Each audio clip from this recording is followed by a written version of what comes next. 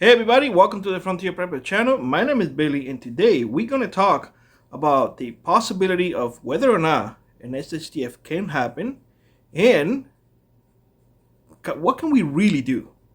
But before we do that, if you don't mind, check our content, see if you like it. If you do like it, consider subscribing, share our videos, liking our videos, and most importantly, hit the notification bell.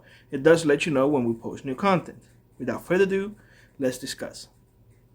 We often hear and get comments and are asked personally, do you really think an SHTF will happen? And that usually follows up with, and if it does happen, do you really think that we will survive? Well, let's first address that first part. Can a SHTF do happen? Well, I want you to, instead of answer right now, I want you to think back a little bit and see how much the people around the world have been pushed for the past 2 years. How much restrictions have been imposed upon the world population. How much we have been putting camps against our will. And I'm saying we as we the people, the world. We were told that we needed a shot in order to prevent something, and yet I encourage you to look at the description below to some links that I'm going to post. Very concerning. That unfortunately in YouTube I cannot talk about. I may do a different video and post it in Rumble. Talking about how many, the number of folks no longer with us. Nonetheless, let's continue on. We have seen wars, small scale, large scale. We now see an escalation and those type of things. We've seen our political leaders, let's just put it like that. Worldwide, calling out for more restriction, more, how can I put this?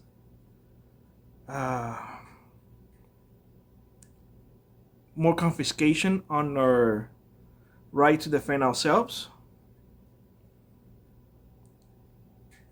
There's more restrictions on food. I read the other day, and I cannot remember for the life of me what country it was. I think they put a restriction on nitrogen or something like that for agriculture. I was like, what? So the yields are going to be half, if not less. How many families got divided over the past 2 years? So when you see all of this, I want you to consider everything that I just said and put it all in a pressure cooker. And put the fire on high. You tell me whether or not that will be a problem. You see riots now in China. You have seen in other countries. You see people getting angry for every little thing here. Around the world, people are angry. People are really, really angry. And when people are angry, they make harsh decisions. They make harsh decisions based on emotions. And when people make decisions based on emotions, mistakes do happen. And that's what I'm seeing. Because we have so many hands in the pot now, making decisions for others. And those making the decisions really don't know any better, because they truly believe that nonsense that they are actually saying. They truly do believe it, that's the scary part. They truly do believe that. What is the end? Well, the end is it. The end. And SHTF is unavoidable. Whether it's a large scale SHTF, whether it's a kinetic SHTF, whether it's a collapse of X amount of governments, but I am 100% sure that in our lifetimes, I would say within the next decade, we most likely will see it. And I'm giving a decade because I want to be nice and give ample time for all of this to develop. However, you and I know that this can happen tomorrow, and we will have nothing to do with it. It will be decided by those on the top. So imagine that it does happen tomorrow. Here comes the second part. Can we survive it? Well, that's the second question that we get the most, especially in person. Can we survive this?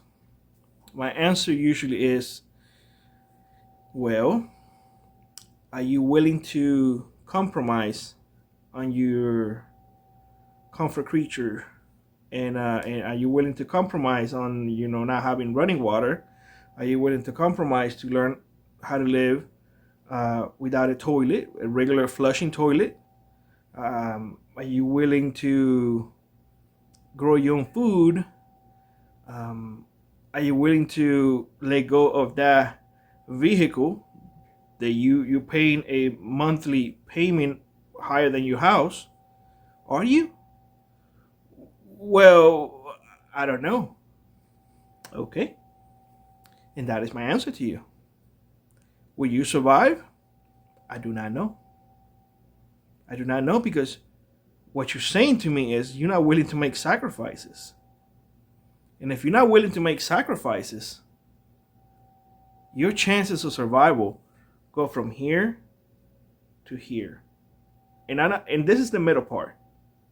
Now, if you're willing to make sacrifices and you're willing to let go of all of those things, you're willing to go back to the basics, you're not here in the middle. You are up here. Because I am 100% guaranteed that those of you who are saying, oh, Billy, I have no problem doing all of that you're saying, you are not those asking me those questions. You are already prepared. You're ready to go. You're ready to tackle anything that comes your way, because you have had the forethought of being ready. And that's what I'm seeing folks lacking: readiness. Now, not everybody has the same circumstances. Not everybody has the same economic means or anything like that. But I can tell you, whether you are well within the good economic bracket, or whether you are in the low economic bracket, there are ways to prepare for either one. That is no doubt that you can prepare with very little, and definitely you can prepare a lot more with a lot more. A solar bank, I don't like using generator because they store electricity. They don't generate power. The solar panels absorb power. That's it. They don't generate it. They transfer power.